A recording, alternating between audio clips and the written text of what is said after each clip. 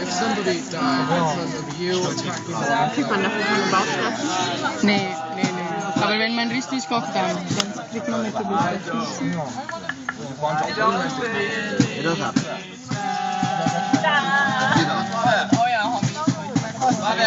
Der Gitarrespieler gibt euch Vollgas.